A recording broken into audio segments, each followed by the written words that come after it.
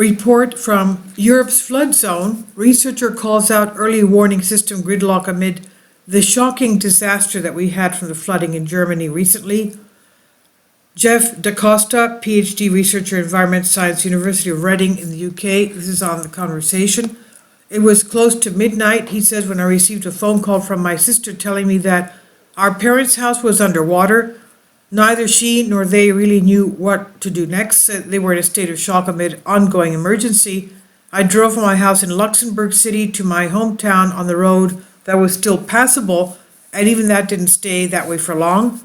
The streets were empty and I passed no one. My parents had already called a fire service for help, but they were advised that they could not come in the next few hours.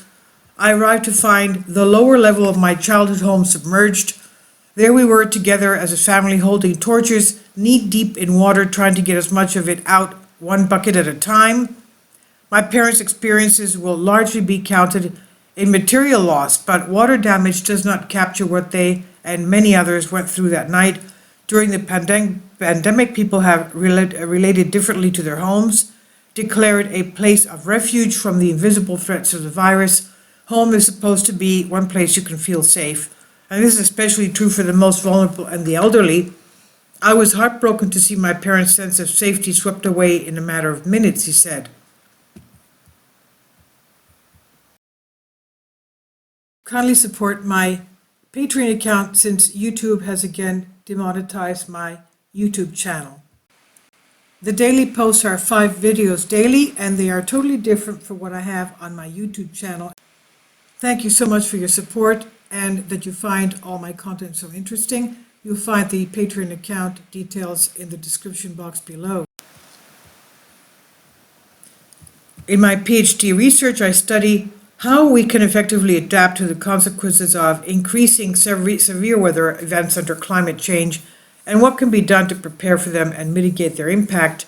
One area I'm interested in is early warning signs, or the lack thereof, during extreme weather events such as recent floods in Western Europe. While the climate is certainly a complex system that's difficult to predict with any certainty, the unfolding catastrophe is a sad reminder of just how inadequate early warning systems can be. Gridlocking early warning systems.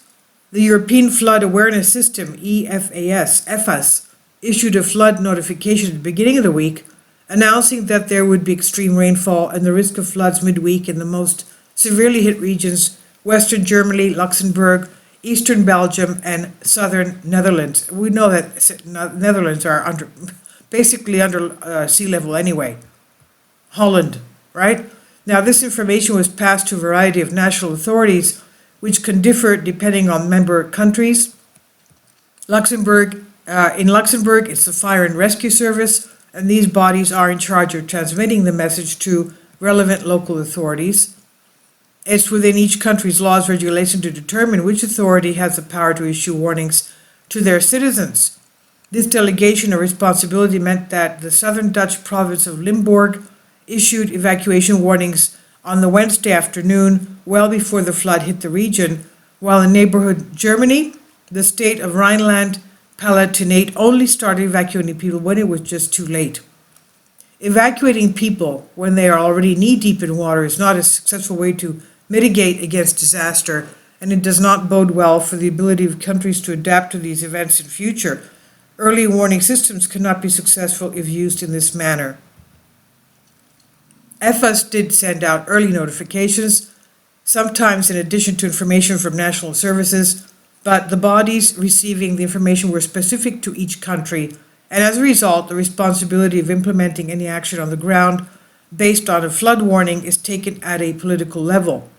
So why are there no coordinated warning systems in place for all affected areas, regardless of borders and local government? The system is fundamentally flawed.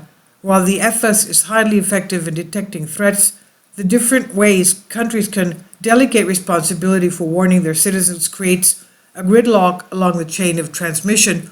Ordinary people pay the price, sometimes with their lives. There are systems in place to protect us.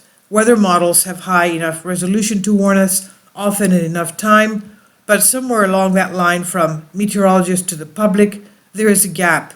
That's where I will be focusing my attention in my research. After all, if we can't manage the present, what does that say about our plans for the future? This is Creative Comments on the conversation. Please leave your comments and thank you for your support. Now, we know that most of these areas in that area are very low-lying, and they have complicated systems of rivers, and they even have riverboats that take them from one place to the other, and they're very low-lying, some of these places. Please leave your comments and thank you for your support.